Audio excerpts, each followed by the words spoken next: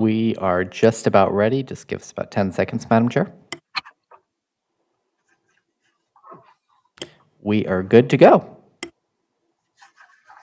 How are we doing, Clerk Moss? We've got all commissioners. Can anyone hear me? Kevin, do you hear me now? If you're talking underneath your mask. We're good to go. Okay, great. Well, welcome back everyone to the afternoon session of the June 1st, 2021 Washington County Board of Commissioners work session. This is Chair Catherine Harrington, and with me is Commissioner Nafisa Fye, Commissioner Pam Treese, Commissioner Jerry Willey, and Commissioner Roy Rogers. We have one more item remaining on our work session agenda for today, and it is on the 2021-22 Long-Range Planning Work Program, public comments, and final recommendations. So I'll turn it over to our Director of Land Use and Transportation, Stephen Roberts, with his very able staff. Welcome, everyone. Thank you, Madam Chair and Commissioners. So I've got with me Andy Back, who's our Planning and Development Services Manager, Teresa Cherniak, our Principal Community Planner, and Aaron Wardell is our Principal Transportation Planner. So our two long-range planning sections. And basically, we just want to walk you through, again, a little refresher of the key items that are in our draft work program, the comments that we received from the public during our public comment period, and then just looking for any feedback that you might have as we wrap up the program, the final program that we intend to bring back before you for adoption at your June 22nd meeting. And so with that, I'll turn it over. I think, Teresa, you're going to run us through. Yes. Can you hear me okay? Great, thank you. I'm here at the office today. Good afternoon, Chair Harrington and Commissioners. Teresa Cherniak, Principal Community Planner.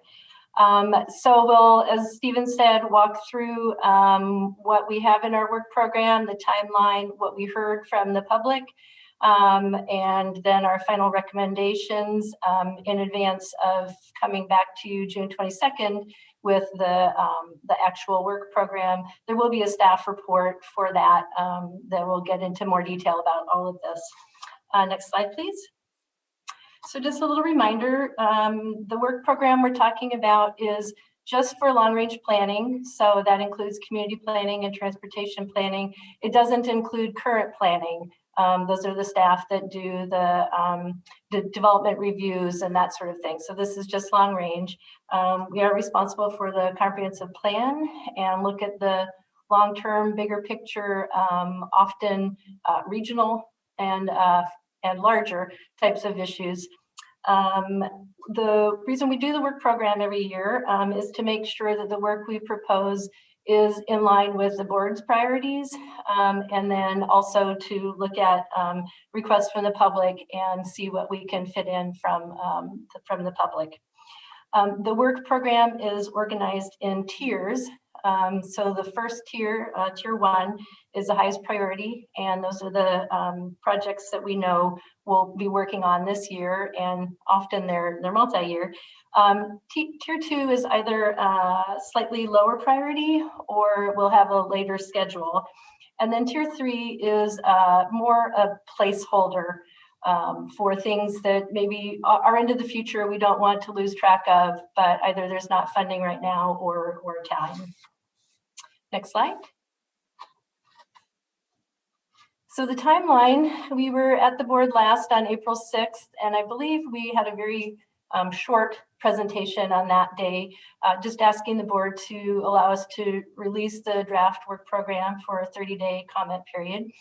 And we sent that out then to a lot of people, and we did attend meetings with the Committee for Community Involvement, with our Planning Commission, with the Westside Economic Alliance, and the Home Builders Association, and I think there were a couple other groups. So anyone who asked us to, we went out and talked with.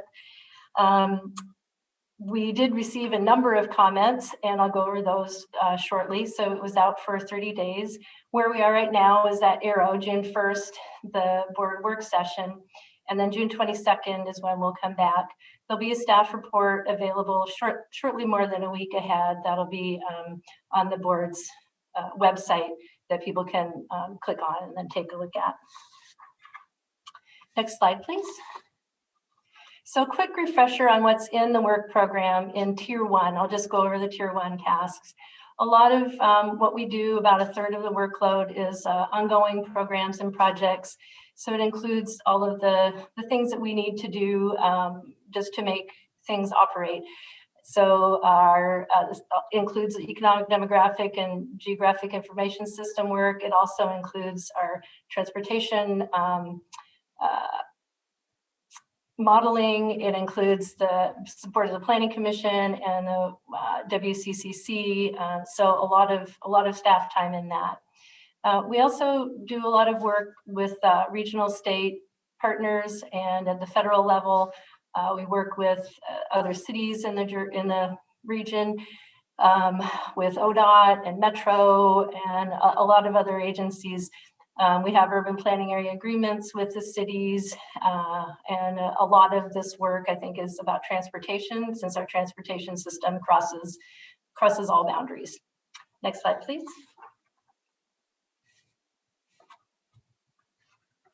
Then the main topics in Tier 1 related to work that you'll see this year.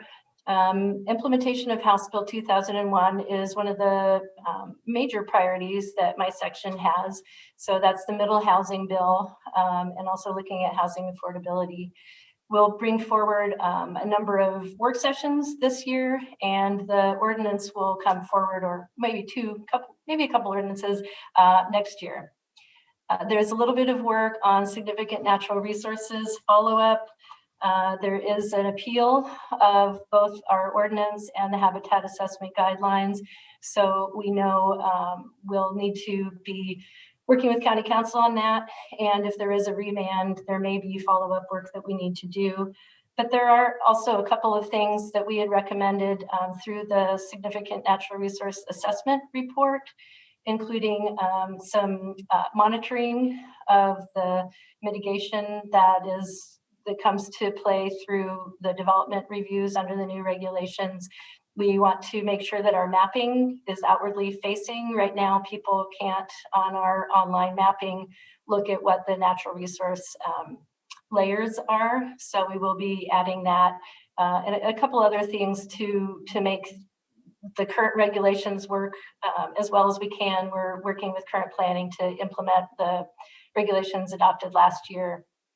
There'll be transportation system plan updates to address the urban reserves transportation study and the Tualatin Valley Highway refinement, among a couple other things.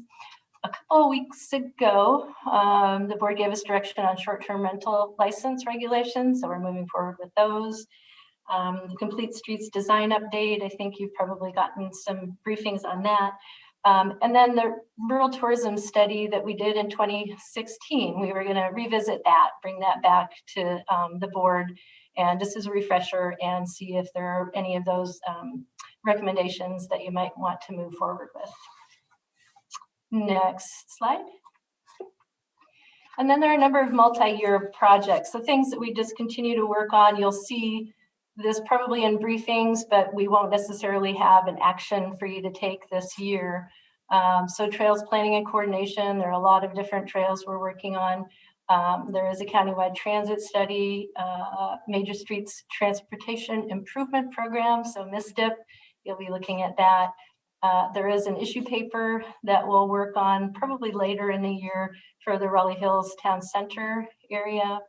And then exploring more with the Office of OEICE, the community engagement folks, looking at developing a racial equity lens for the work that we do, both in developing our work program, but also in doing our outreach and in doing writing our reports and everything we do.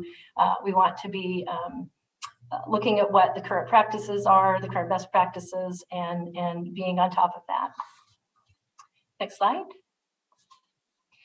We did receive during that 1 month period 36 comment letters or emails. The vast majority of them were about 2 topics: doing further work on the significant natural resources, and then on developing a tree code for the urban unincorporated area. And some of the requests were on the significant natural resources, similar to what we've received before. A request to change our inventory to use best available science and data, to revise the standards that were revised this past year, and to add some more incentives, to do more protection of habitat areas, including maybe adding some habitats that aren't currently protected, like oak prairies. And then along with Beaverton, actually the CCI also requested that we look at significant natural resource and tree protections in the new UGB, or urban growth boundary areas. And then there was particular interest. Most of the letters that we got about significant natural resources also included a desire to have the county develop a tree code for the urban area. It's part of the natural resource work, but I think people really want us to go beyond that into areas that are developing but may not be designated as a natural resource area. So people did talk about the role of urban forestry in climate change reduction. That was something that many people talked about. There was interest in having more extensive tree removal permit standards, having tree preservation for all development applications, and particularly in the new UGB areas. And then people also did talk about a heritage tree program. The next most often cited was interest in revising the what we allow in the neighborhood commercial district as far as service stations. There were people that felt neighborhood commercial should be more neighborhood oriented, and we right now allow service stations but don't limit the size or the number of pumps. So there was a lot of interest in doing that. A couple letters on rural tourism. One was to allow it more, and one was to limit it more. And that's often what we'll hear. On middle housing, there was one request to reduce the transportation development tax, particularly on accessory dwelling units. But there was also, I think, the idea that maybe this and other system development charges would be related more to, say, the number of bedrooms or to the size of the unit, rather than kind of one size fits all. And then there was concern. One letter expressed some concern generally with middle housing and there being more middle housing. There was support for the short-term rental regulations. A number of comments talked about climate change and asking us to do more in our regulations and maybe change our comprehensive plan to address climate change. The CCI asked for a couple of their items to be at least included in tier 2 and 3 rather than not addressed at all. And then a couple of the cities asked that we add some specific roadways to the transportation system plan. Next slide, please. We did talk with the Planning Commission on April 21st, and typically, as this year, they don't take an action, but they do have discussion, and then we reflect the discussion in our staff report. So there was a lot of discussion about a possible tree code, and I think in part this was because they considered the significant natural resource regulations this past year and heard from a lot of people that there was interest in a tree code. They wanted to make sure that we understood it was an urban tree code people were asking for, not for something that would preserve trees inside and outside the urban growth boundary. And that they believed there was a lot of community interest and that this topic wasn't likely to go away. There was one member that did feel that we could use zoning to address environmental concerns that people had with certain land uses like service stations. And then at least a couple members believed that topic of homeless shelters and services was an important one, and asked if there was a possibility to move anything from that up to Tier 1. Next slide, please. So in response, staff is recommending some changes to the proposed or the draft work program.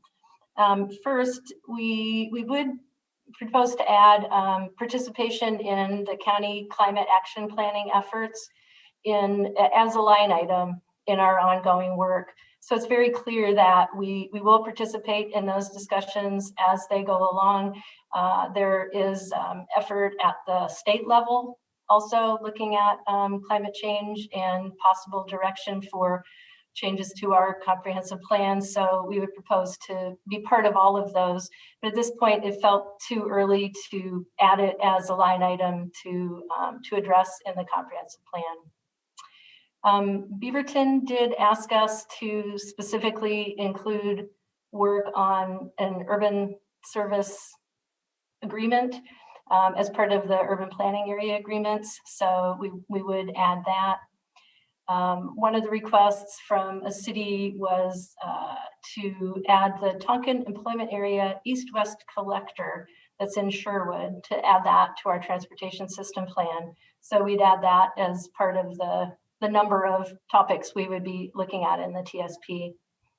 On the homeless issue or topic, there was a state law change that was passed this year, and it is actually retroactive to the 1st of this year to allow conversions of hotels and motels to affordable housing and shelter facilities. And so that is one that we would recommend that we work on this year and bring that forward in our what we call an omnibus ordinance. Either there, or it could be a separate ordinance, depending on how big it is relative to the other topics in there. And then there were a couple items that we thought merited looking at further in the CDC as a community development code. So as part of Tier 3, we have an audit and update of the CDC. And the topic of the service stations in the neighborhood commercial district and lighting standards for dark sky requirements, we thought both merited being added to a future list of things that we would look at when we did update it, but that they didn't rise to the level at this point of a top priority. Next slide, please. The other requests, staff offers the following. So on significant natural resources, at this point, we are recommending that we retain the current recommendation and not add any further work to the list until the current appeal is decided. And the thought there is that until that's decided, we really don't know if LUBA, Land Use Board of Appeals, will determine that what the county adopted is clear and objective and does meet the state law requirements. And until we know that, we didn't feel it was wise to make other changes at this point. By far, again, the most comments we received were on significant natural resources and tree code. Tree code is the other one where the staff does agree, trees are valuable, but for a number of reasons, we're not recommending moving forward with tree recommendation or tree protection regulations at this point. A number of other jurisdictions were cited when people wrote their letters.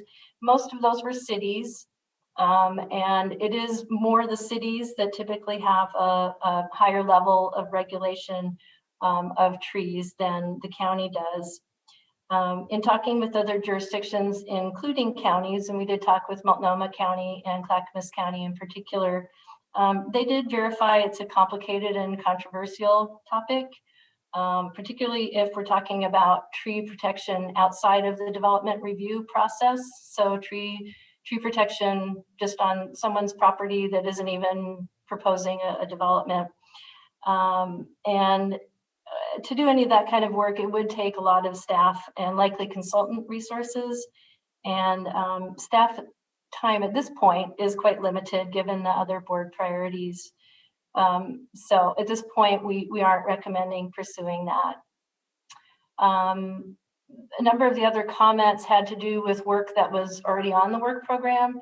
And so on middle housing, short-term rentals, and the rural tourism studies. So as we do that work, we'll consider the comments that we received, and we didn't feel more changes were needed for that. So next slide, please. As I mentioned, the final staff report for the June 22nd meeting will be issued June 14th, so roughly a week before. We'll include in there an assessment of all of the work program comments we got and staff recommendations. It'll also include an estimate of the staff time for each task and the public involvement for each task. And so if the board is interested in making, having changes made to the work program, we could discuss possible trade-offs in the staff report, because typically we're oversubscribed in the amount of tasks we have to staff time we have. So if there are things to add or change, we would just include in there what that might mean as far as other things, either coming off or moving down a tier or taking longer than initially expected. Next slide, please. So I'll stop here and give you the opportunity to provide your comments on what you heard from me and from the public and from how staff is proposing to move forward. And then we'd welcome your direction on any possible changes you'd like us to consider that we can bring forward for the June 22nd meeting. Thank you. Thank you, Teresa, and to all the staff who've put the work in for this. Commissioners, questions, comments, thoughts?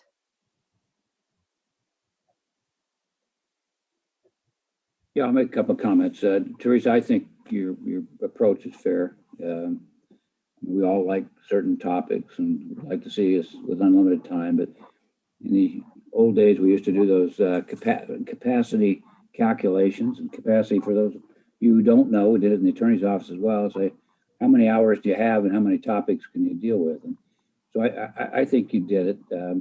There's always been another lens that I personally have used and others don't, but that's the whether it's an urban service or not. I mean, a lot of people continually push for services that would be best provided by cities. And that's why you have issues that you run into that say, well, it's typically a city. We don't see that in counties a lot. And so at some point, I'm hoping that this board will deal with that and say, well, we need to use the filter of an urban service being a city service and a county being more generalized. I think that would certainly put us in a different viewpoint on some of these items. So, but beyond that, if Stephen has ever done or you have done the capacity, I would certainly like to hear that, because expectations grow. It's kind of like kids. If they don't think there's any limit to the amount of presents they get, they'll ask for everything. Obviously, I'm not saying we're kids, but I mean, I'm just trying to give a silly illustration. You don't have all the time in the world, and you're already cutting back on staffing. So anyway, that's my thought. Yeah, and the kids have done a good job. That, part of what Teresa was saying, we do some estimation of the staff time that we think will be needed and other resources that go into the program. So we do a sort of a capacity check, if you will, every year as a part of this process. And that's really, as you said, that's really what this is all about, is just saying we have a certain finite amount of resource that we can throw at things this year. We have certain priorities that we need to get to. And then there's a little bit of extra in there where we get to make some decisions about what other things that we would like to, or you all would like for us to take on. And so that's really the purpose of doing the program. So it's an excellent point, and appreciate that. Well, related to that specific point, is that information that our packet will include on June 14th? Yeah, so we'll have that table 1 that lists all the tasks. And in that, then for this version, it'll have a column on full-time equivalent staff that we estimate would be required to do each of the tasks. And then we add that up. And right now, it's still being refined a little bit. But right now, I think we're oversubscribed by about 6%. So we're going to keep looking at that and how we refine that or think about it so that we're not as oversubscribed. Thank you. Other commissioners? Go ahead, Commissioner Terrace.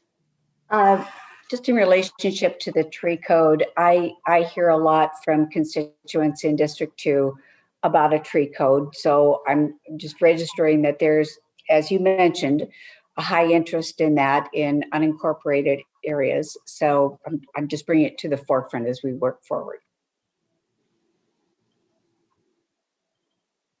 Other commissioners? Do you have any questions or comments before we get the packet June 14th for consideration June 22nd? Okay, seeing none, I have a couple of questions because I want to make sure I heard you correctly. And having the information June 14th may help me significantly with these questions. So it's okay to say, you'll see it, you'll see it. On slide number 9, response to comments. So on the county climate action planning effort, so the board had previously asked our CAO, county council, and CWS CEO to pull together an interagency approach. So I think what you're referring to is we're just going to have some ongoing work as a result of that happening. Correct. Yeah. Okay. Yeah. We don't have a lot of specificity, but we did want to at least acknowledge in our public facing document that we are going to be investing time and energy into this effort, whatever form that might end up taking. Yep. So thank you for your best guess. Yeah. On the last item, I'm not sure I understood what I heard or what I think I heard. It talked about several items in Tier 3, Task 3.1, an audit and an update. So it's the update part I'm wondering about. So is this telling me that since it's in Tier 3, it doesn't sound like you have the capacity to do this work now? But if you did do an audit at some point, there might possibly be some updates needed. That is correct. Okay. And this is one where it would be quite a big undertaking. I actually have my computer propped up with the community development code. So it's about this thick. And there are a lot of things in there that probably could be re-looked at this point. And if we had time, and probably we would need some outside funding to do it. And it probably would be a multi-year project. I know some jurisdictions have done it and it's taken 3 years or up to 5 years. So it can be a big undertaking. But it's the kind of thing that could be quite worthwhile to simplify.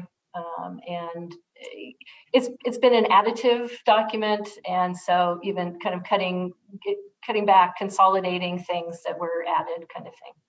Yep. Okay. All righty. And I'll just say, for the purposes of discussion, I can appreciate that we all hear feedback from folks in our districts about desires and wishes for tree code in the urban unincorporated areas. It's following through on that is more than just having a code. And this is where it gets really complicated, and more burdensome for an agency like ours that is first and foremost empowered to do provide service levels at a county-wide level. And that's why we have such a hard time doing the absolute minimum required from the state as well as the region in order to handle development applications and construction within those urban unincorporated areas. Whew. It's toughy for sure. So I think I'm pretty much on track with what's going to be coming to us myself.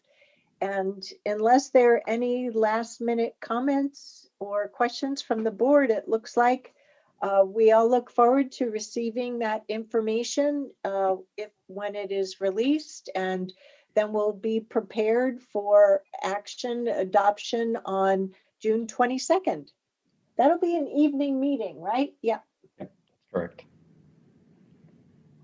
Okay. Yeah, and that, just to be clear, that's scheduled as an action item for your June 22nd meeting, so not a public hearing, but it will be a discrete action by the board, not a consent item. Yep, but we may well end up getting some community comment through our oral communication section of the agenda. All right. Well, that was pretty swift. Any last questions, comments, or topics from commissioners or leadership? All right. Well, it appears that would bring us to the end of our work session on June 1st, 2021. Thanks, everyone. Stay cool. It's hot outside. Thank you.